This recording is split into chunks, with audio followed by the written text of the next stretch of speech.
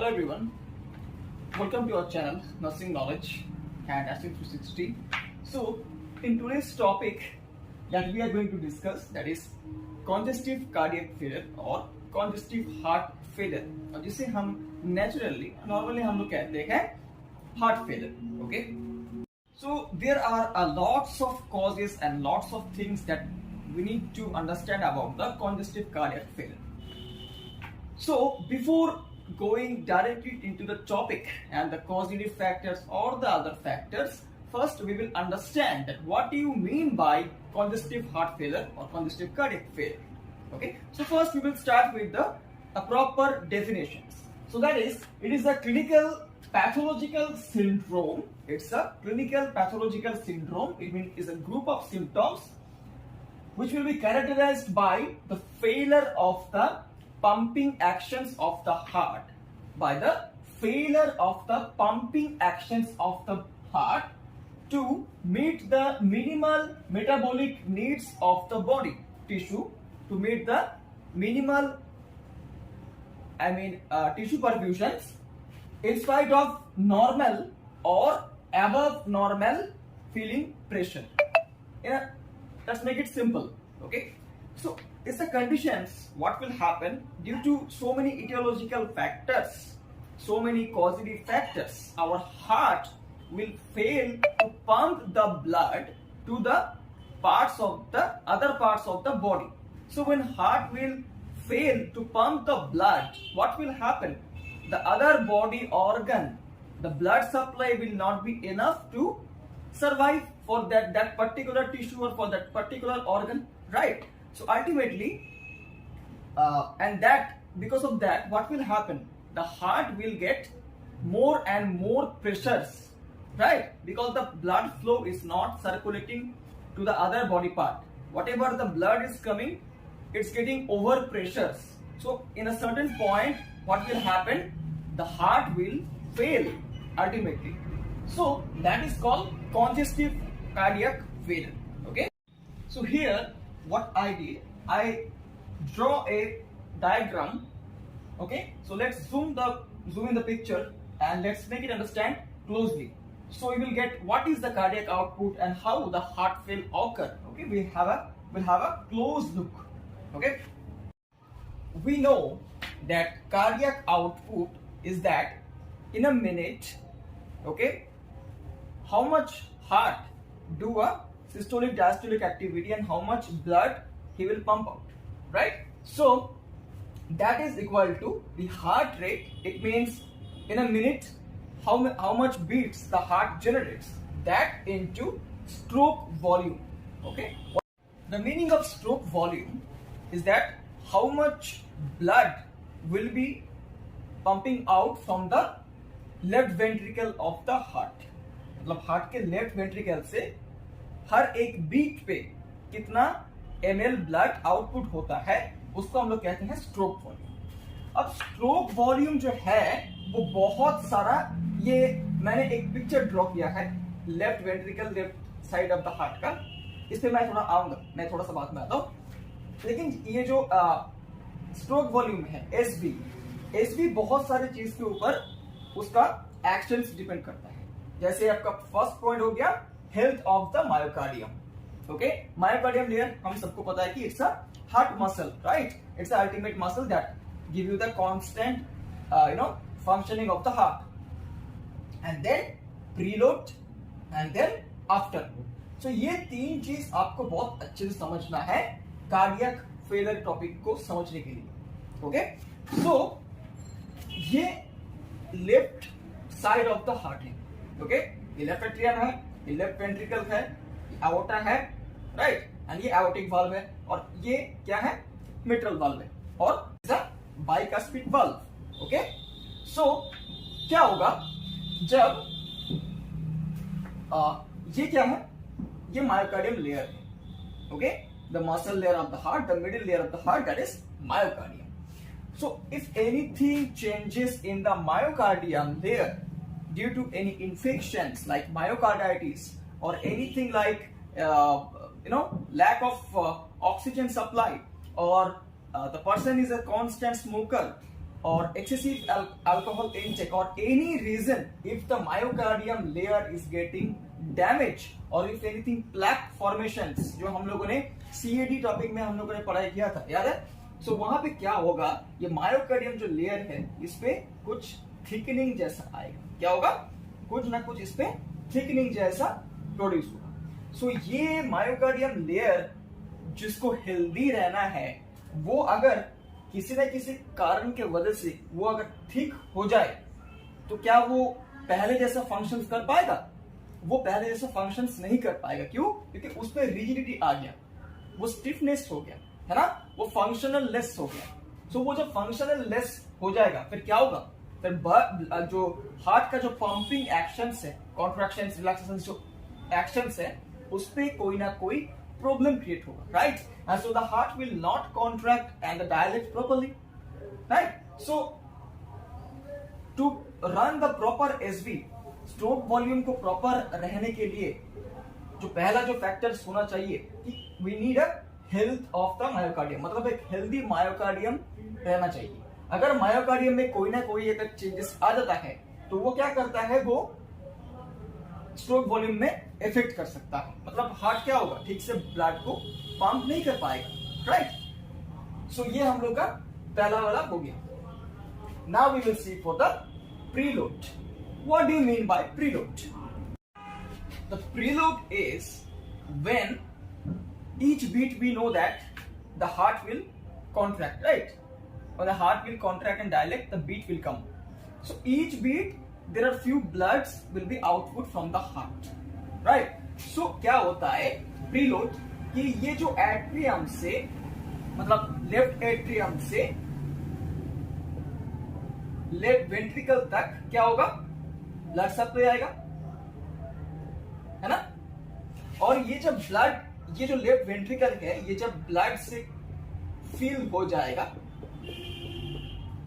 मतलब ये भर्ती हो जाएगा, तब क्या होगा, तब ये जब अगेन वेंट्रिकल जब कॉन्ट्रैक्शंस होता है तब क्या होता है, ये एओर्टा से निकल के सर्कुलेट होता है बॉडी के अंदर ब्रांचेस के थ्रू, राइट? एओर्टा से निकलेगा, उसका भी बहुत सारा मेन ब्रांचेस है, उसका स्मॉलर ब्रांचेस से, कैपिलरीज, आर्टरीज से वो क्या होगा, वो अल्टीमेटली बॉडी के अंदर सर्कुलेट होगा. सो when the blood will come from the left atrium to the left ventricle, okay, that amount of the blood, it will be loaded, right? That is called preload. In a simple sense आप उसको याद रख सकते हैं, ठीक है? And then what is afterload? okay, ये आपको थोड़ा समझना पड़ेगा अच्छे से. जब वेंट्रिकल कॉन्ट्रैक्शंस होता है तो क्या होगा, वेंट्रिकल का जो ब्लड होता है जो बॉडी के अंदर सर्कुलेट होने वाला है, क्या होगा, वो एओर्टिक वाल्व से एओर्टा में आएगा, है ना? फिर एक प्रेशर उसको चाहिए, उसको पुश करने के लिए एओर्टा से उसके मेन ब्रांचेस तक, मतलब ये देखिए उसका ब्रांचेस आया है एंड उसका भी मतलब और भी बहुत सारे स्मॉल आर्टरीज, कैपिलरीज में फाइनली वो डिवाइड होके वो सर्कुलेट होगा. So heart need to pump in such a way that enough pressure should be there inside the aorta, and that pressure should circulate the blood all over the body. But in certain cases क्या होता है कि कोई ना कोई capillaries, arteries में अगर कोई ना कोई जगह पे अगर रेजिस्टेंस हो जाए, रेजिस्टेंस यानी बाधा अगर हो जाए तो क्या होगा, the heart will be failed to push the blood towards that, right? So what will happen, ये blood मान लो पुश कर रहा है और यहाँ पे रेजिस्टेंस होकर रखा है, राइट? पेरिफेरल रेजिस्टेंस होकर रखा है. तो पेरिफेरल में जब कोई रेजिस्टेंस या फिर कोई जब बाधा आ जाएगा तब क्या होगा, तब ब्लड जो है वो ठीक से पुश नहीं हो पाएगा. हार्ट यहाँ पे पंपिंग चल रहा है उसका, लेकिन वो जो ब्लड है वो एनफली वो पुश नहीं होगा, है ना? फिर क्या हो सकता है कि वो ब्लड जो है वो कभी कभी बैक फ्लो होके आ सकता है एओर्टा की तरफ, एंड ऑल्सो क्या होगा, the blood will not be reaching to the other part of the body. So ultimately what will happen, if the pressure is getting overload, if the heart is thinking that I have to push more, I have to push more, so the blood will do the faster contraction and relaxations, because heart will try to create more and more pressures. So इसलिए हम लोगों ने definitions में पढ़ाई किया है, right. Over pressure feeling heart के अंदर आएगा, एंड वो ओवर प्रेशर जब कंटिन्यूसली आएगा तो उसको हार्ट टॉलरेट नहीं कर पाएगा, and the heart will ultimately fail to pump the blood. Okay, so that is called afterload. Okay, so what is this one? SV, stroke volume depends. First is the health of the myocardium. एक healthy myocardium होना चाहिए ताकि heart का contractions movement, relaxation movement सब कुछ maintain रहे. दूसरा preload, कि जो ब्लड आ रहा है from left atrium to left ventricle, वो ब्लड प्रॉपरली आना चाहिए. एंड थर्ड थिंग आफ्टरलोड, मतलब हार्ट का वेंट्रिकल से लेफ्ट वेंट्रिकल से जब वो सर्कुलेट होगा बॉडी के अंदर, वो प्रेशर्स भी जनरेट होना चाहिए प्रॉपर वे में, एंड वो जो ब्लड है वो सर्कुलेट होगा उसी वे में. ये नॉर्मल है. तो ये तीनों चीज अगर मेंटेन रहा तो कार्डियक आउटपुट मेंटेन रहेगा, एंड हार्ट का जो पंपिंग एक्शन है उस पर कोई फेलर नहीं आएगा. ओके, सो ये हम लोग का एक कॉन्सेप्ट है जो आपको समझना है. Okay, so now we will study about the types and the etiological factors of congestive heart failure. So there are mainly 4 types of CHD. That is systolic failure, diastolic failure, right-sided failure, and the left-sided failure. So when we will study about the causes and the types, each types first we will discuss, and each types there are some individual causes. Okay, so based upon the types their causes also will be discussed. Okay, so that will give you the complete guidelines of the types and the causes. So don't skip the video, because if you are skipping the video you may get the notes from my video, right? But the one thing you can't get, that is the true concept that you need to understand very clearly. So what do you mean by systolic heart failure? See, we have studied a few minutes back that our cardiac output equal to the heart rate into stroke volume. And the stroke volume, what?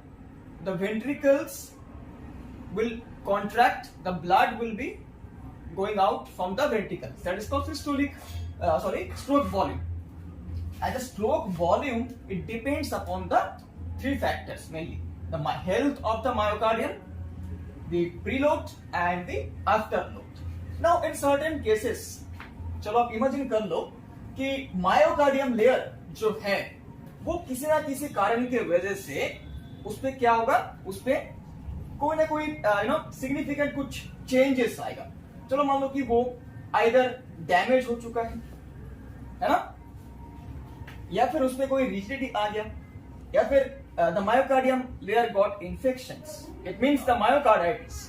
So what will happen is prolonged myocardium effect, myocardium disturbance cases.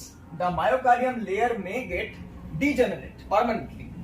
तो usually जो होता है कि myocardium layer का जो contraction relaxation जो movement है वो परमानेंटली खत्म होता है. कौन से केस पे? मायोकार्डियल इंफ्रैक्शंस में. In that also, anterior part of the myocardium layer of the ventricles, they generate minimum 65 to 70% of the contractions power. So, in these cases, systolic cardiac failure में जब पेशेंट्स को मायोकार्डियल इंफ्रैक्शंस होता है, specially anterior myocardial इंफ्रैक्शंस, तो वहां पे क्या होगा, मायोकार्डियम जो लेयर है वो पहले जैसा फंक्शन ठीक से नहीं करेगा, राइट? तो उसका जो कॉन्ट्रैक्शंस है, जो सिस्टोलिक जो मूवमेंट है, उस पे चेंजेस आएगा, वो ठीक से ऑकर नहीं हो पाएगा. सो अल्टीमेटली क्या होगा, हार्ट का जो सिस्टोलिक एक्शंस है वो ठीक से फंक्शंस नहीं करेगा. So the person can get immediately systolic heart failure. Okay, it is one of the causes I'm explaining. Okay, and the next thing, just imagine DCM. In DCM, it means dilated cardiomyopathy. Is one of the conditions where the ventricles, especially the ventricles part will get megally. It means it will become larger. So when the ventricles part become larger, the heart become cardiomegalic conditions. What will happen? It will stretch the myocardium layer, right? It will stretch out the myocardium layer, and when the myocardium layer will get stretched, क्या होगा?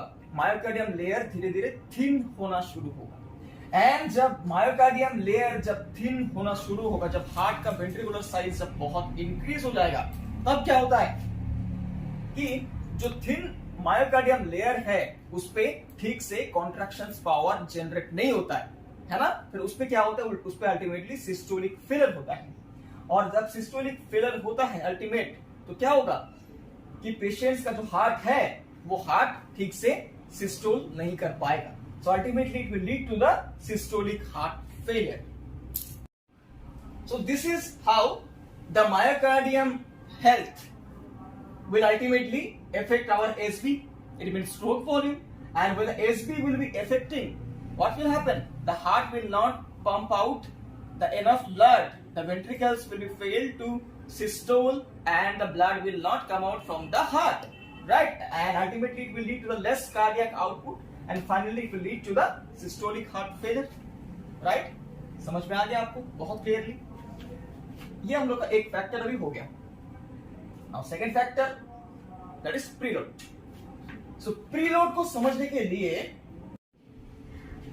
so here no, I just draw a picture to make you understand that how if increased PR happened, it means increased preload happened, how it will lead to the systolic heart failure. Let's take a close look.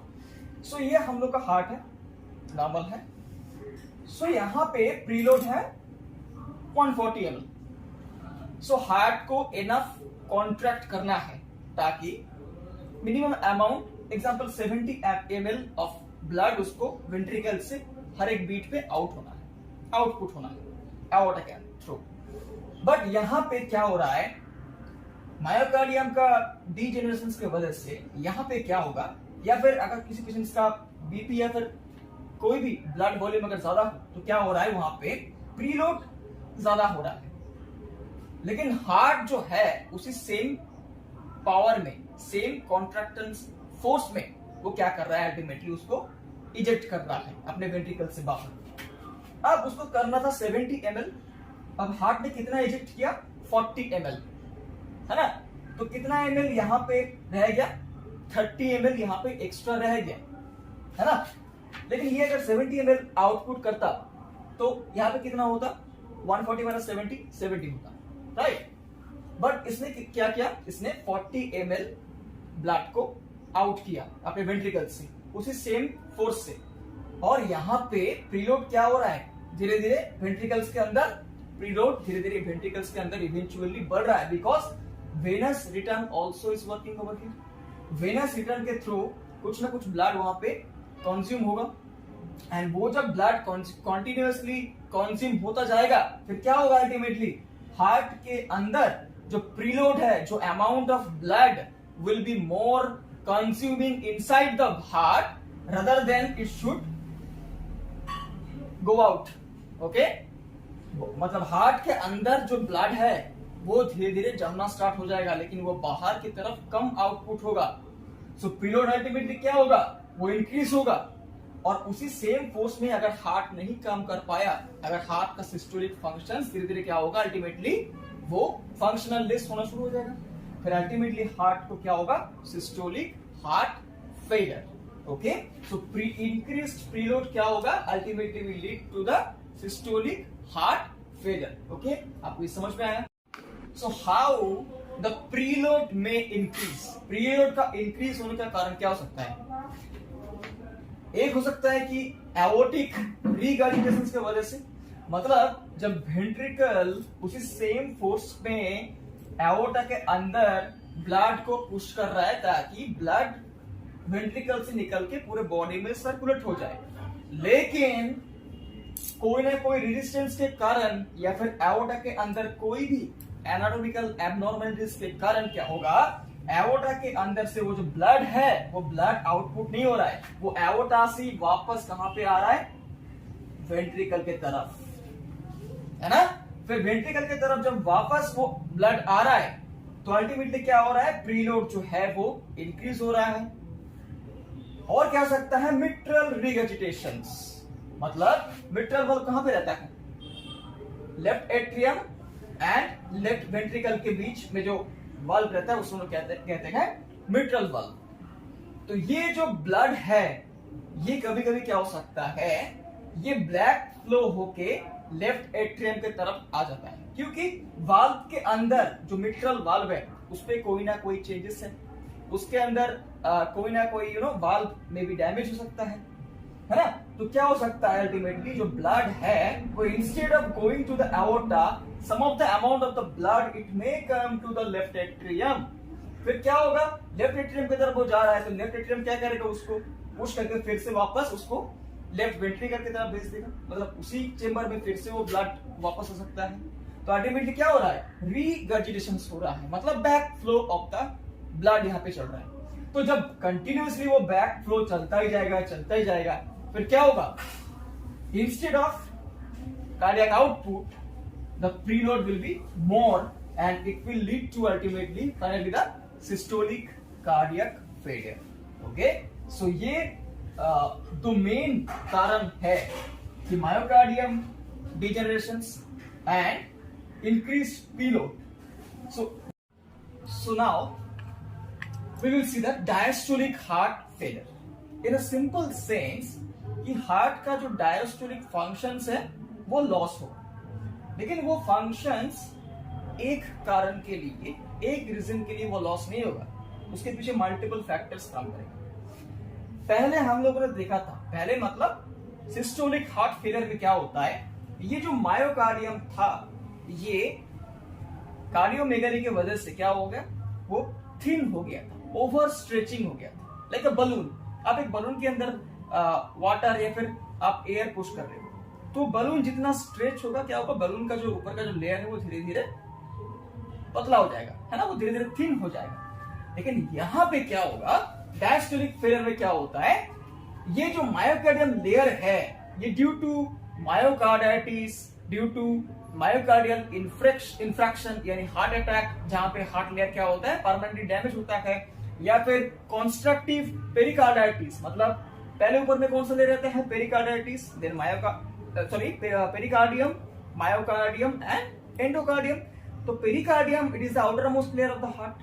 तो वो pericardium के ऊपर कॉन्स्ट्रक्टली मतलब continuously अगर वहां पे infection चलता जाएगा तो क्या होगा, ultimately that will progress to the myocardium layer, right. तो वहां पे क्या होगा, तो स्ट्रेचनिंग जो एबिलिटी है हार्ट का, ओके, सो वो कहीं ना कहीं वो कम हो जाएगा, ठीक है, उसमें क्या होगा, फंक्शनल लॉस आएगा। सो अब यहाँ पे मैं थोड़ा मार्किंग करता हूं कि ये मेरा नॉर्मल मायोकार्डियम है। अभी मायोकार्डाइटिस की वजह से यहाँ पे फाइब्रस फॉर्मेशन हो गया, ये स्टिफनिंग हो गया, है ना। तो मायोकार्डियम जब स्टिफनिंग हो जाएगा तो हार्ट क्या होगा, वो पहले जैसा अपने आप को स्ट्रेच नहीं कर पाएगा, यानी वो डायस्टोल नहीं कर पाएगा। तो जब वो अपने आप को डायस्टोल नहीं कर पाएगा, जब स्ट्रेच नहीं कर पाएगा, तो क्या उसके अंदर ब्लड फ्लो आएगा नॉर्मल के हार्ट के जैसा? No. So when the heart will not stretch out the preload, यानी हार्ट के अंदर जो ब्लड फ्लो पहले आता है उसके बाद वो आफ्टर लोड की मदद से क्या होगा, वो निकल के आएगा, लेकिन वो जो प्री लोड है वो क्या हो जाएगा, वो कम हो जाएगा। So when the heart will not stretch out और the diastole properly, the blood supply which suppose to come inside the atrium and then finally to the ventricle, it will not कम।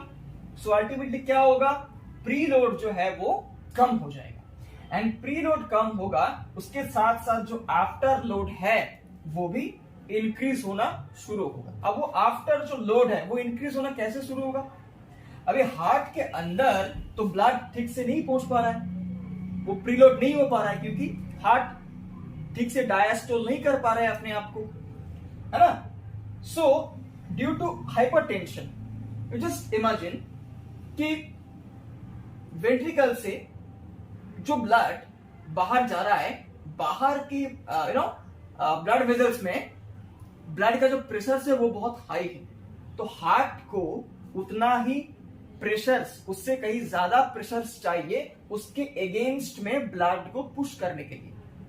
लेकिन बाहर में क्या होकर रखा है, इतना हाई प्रेशर है कि वो हार्ट से कहीं ज्यादा प्रेशर बाहर के ब्लड में है, ओके, मतलब पेरिफेरीज में है। तो क्या होगा, वो अल्टीमेटली एक रेजिस्टेंस क्रिएट करेगा, है ना। तो वहां पे क्या होगा, अल्टीमेटली एक रेजिस्टेंट यानी बाधा क्रिएट हो जाएगा। जब वो बाधा क्रिएट हो जाएगा हाइपरटेंशन की वजह से, तो हार्ट तो यहाँ पे एक तो डायस्टोल उसका फंक्शंस कम होकर रखा है, ऊपर से उसका प्रीलोड कम होकर रखा है ना, ऊपर से उसका आफ्टर लोड जो है वो बहुत सारे कारणों की वजह से वो इंक्रीज होकर रखा है, जैसे हाइपरटेंशन हो गया। अब aortic stenosis is one of the conditions कि जहां पे एओर्टा क्या होता है, अल्टीमेटली क्या होता है, वो नैरो हो जाता है ना। एओर्टा का जो रूट्स है, जहां से एओर्टा स्टार्ट होता है, वो क्या होगा, अल्टीमेटली उस जगह पे वो नैरो हो जाएगा। तो एओर्टा जब नैरो हो जाएगा तो वहां पे कार्डियक आउटपुट सही से नहीं होगा, है ना। और कोआर्टेशंस ऑफ एओर्टा, कि एओर्टा का जो मतलब जो साइड में जो फारदेस्ट जो जंक्शंस है, वो जंक्शन क्या होगा, अल्टीमेटली वहां पे अगर कुछ नैरो हो जाए वहां पर भी प्रॉब्लम हो सकता है, राइट। वहां पर भी ठीक से क्या होगा, अल्टीमेटली जो ब्लड फ्लो है वो ठीक से नहीं होगा, बट ब्लड का ब्लैक फ्लो जरूर हो सकता है ना। तो अल्टीमेटली क्या होगा, due to lack of diastole the heart will get fail to functions normally. Heart का जो नॉर्मल जो पंपिंग फंक्शंस है वो अल्टीमेटली क्या होगा, वो फेल हो जाएगा, एंड अल्टीमेटली डायस्टोल ठीक से नहीं होगा बिकॉज ऑफ इतने सारे रीजंस की वजह से, and that is known as diastolic failure. So now we will study of the right-sided heart failure. So we know that at the right side, if anything failure actions happen due to so many reasons, okay, that will ultimately lead to the right-sided functional loss.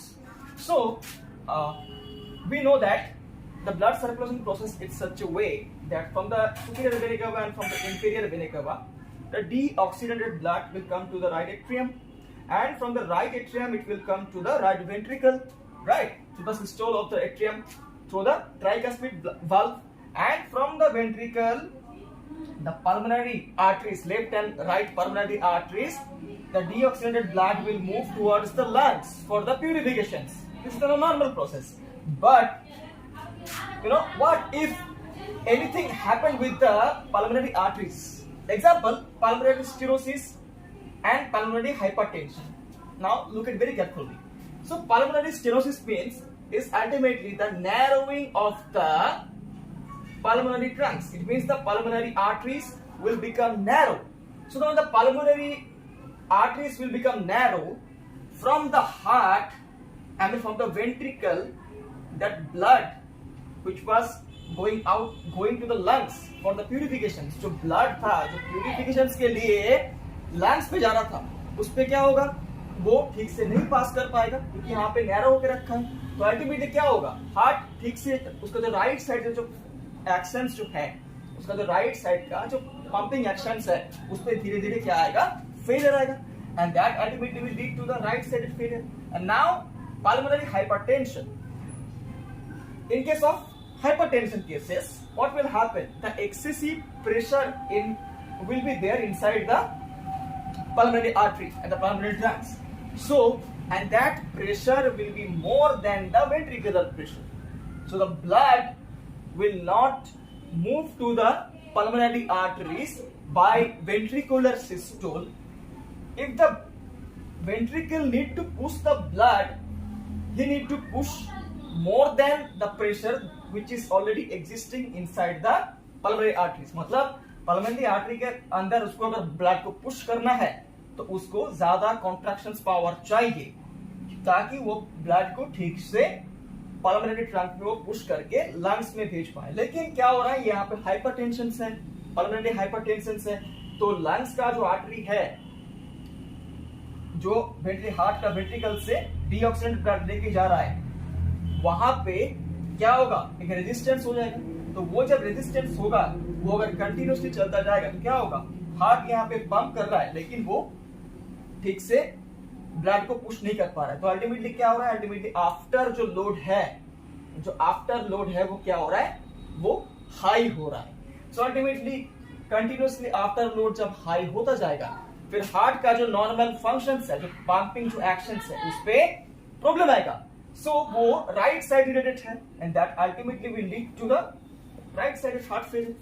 Very simple. Now if anything pulmonary embolism, okay, pulmonary artery में अगर कोई emboli या फिर कोई clot formations अगर हो जाए, तो वो क्लॉट क्या करेगा, सेम प्रोसेस, क्लॉट हो जाए, वो नैरो हो जाए, वो क्या करेगा, ब्लड फ्लो को रिस्ट्रिक्ट कर देगा। और वो जब ब्लड फ्लो को रिस्ट्रिक्शंस कर दे, फिर वहां से ब्लड बैक फ्लो आ सकता है और वहां से ब्लड ठीक से पास नहीं होगा। फिर ultimately right sided of the patient's heart will become failed to do the pumping actions and will lead to the finally right sided heart failure. Okay, anything like lung disease, example, any chronic disease, COPD, okay, chronic obstructive pulmonary disorders, तो वहां पे क्या होगा, ये example एक lungs है ना, ये पल्मोनरी आर्टरी ये लंग्स तक पहुंच रहा है ना। तो लंग्स पे क्या हो गया, लंग्स पे क्रोनिक इंफेक्शंस के वजह से लंग्स पे क्या होगा, पस जम जाएगा। ओके, तो वो जब पास जब हार्ड हो जाएगा, लंग्स ठीक से एक्सपेंड नहीं हो पाएगा। फिर लंग्स के अंदर क्या होगा, ऑक्सीजन जो इंटेक हो रहा था, है ना, तो वो ऑक्सीजन इंटेक ठीक से नहीं होगा और वो ऑक्सीजन जो ब्लड के साथ मिक्सअप हो रहा था वो ठीक से नहीं होगा। तो ultimately if it is anything related like lung related problem like COPD और anything problem, that also can lead ultimately to the right sided failure of the heart. So that will ultimately lead to the heart failure. Okay, so अभी हम पढ़ाई करेंगे left sided heart failure के बारे में। Usually क्या होता है, ये जो लेफ्ट साइडेड ऑफ हार्ट है, ये फेल क्यों होता है पंपिंग एक्शंस करने में, because underlying any medical conditions. Okay, अगर पेशेंट्स के बॉडी में ऑलरेडी पहले से कोई मेडिकल कंडीशंस है जो कोई ना कोई कारण की वजह से लेफ्ट साइडेड का जो ब्लड सप्लाई है उस पर कोई ना कोई रिस्ट्रिक्शंस कर रहा है, उसके मदद से क्या होता है कि लेफ्ट साइडेड का फेलियर होता है। सो एग्जांपल आप मान लीजिए कि सीवियर एनीमिया, जब सीवियर एनीमिया होता है तब क्या होता है, बॉडी के अंदर ठीक से जो ब्लड है उसका एक तो उसका ब्लड वॉल्यूम लॉस हो रहा है और दूसरा क्या होता है, ब्लड वॉल्यूम अगर लॉस हो जाए तो प्यूरिफाइड जो ब्लड है वो टिश्यू तक नहीं पहुंच पाता है। फिर टिश्यू को क्या होता है, हाइपोक्सिया होता है। And when the hypoxia will occur, what will happen? Heart will try to push more and more blood towards every tissue. Okay? फिर क्या होगा, जब heart more and more functions करेगा तो उसका कार्डियक जो आउटपुट है वो इंक्रीज होगा, आफ्टर लोड इंक्रीज होगा। फिर क्या होगा, जब हार्ट का फंक्शंस, पंपिंग फंक्शंस बहुत ज़्यादा फास्ट हो जाएगा, फिर नेचुरली हार्ट का जो लेफ्ट साइडेड जो पार्ट है जो ऑक्सीजन ब्लड को सप्लाई कर रहा है बॉडीज के अंदर, उसका फेलिंग होना, वो तो फेल होगा ही, right. So next thing can be pregnancy. In pregnancy what happen, the body fluid volume will be more, right. The mother will carrying a baby inside the womb, so both will be connected from one part, right? If the mother like the fluid volume will be more, everything will be more, so the heart need to purify the more amount of blood. So when the heart will need to purify the more amount of blood, right, what will happen, the heart workload will be more and the there is a chances that there can be a failure of left sided of the heart.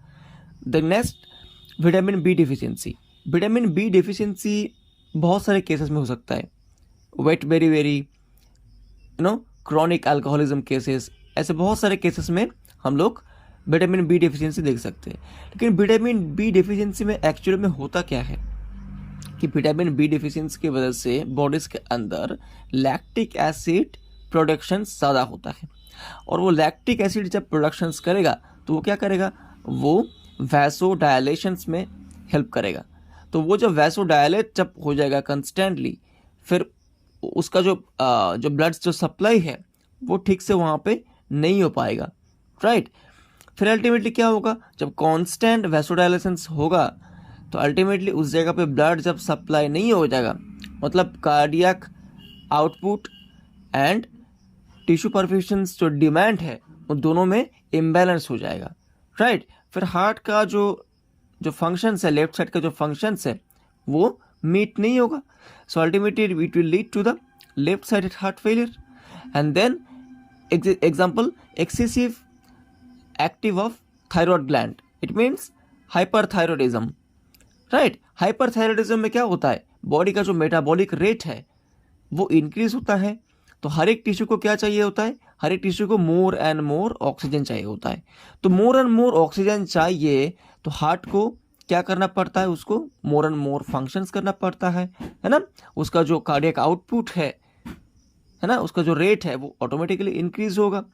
फिर उसका जो rate अगर मतलब normal से अगर prolong time तक अगर increase होता गया, फिर क्या होगा, अल्टीमेटली हार्ट का जो पंपिंग जो एक्शंस है एट अ सर्टेन पॉइंट वो जाके फेल हो जाएगा।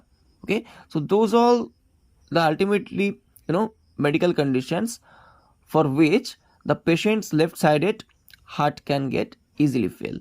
ओके, सो ये हम लोग का टाइप्स आज कंप्लीट हो गया। Thank you all.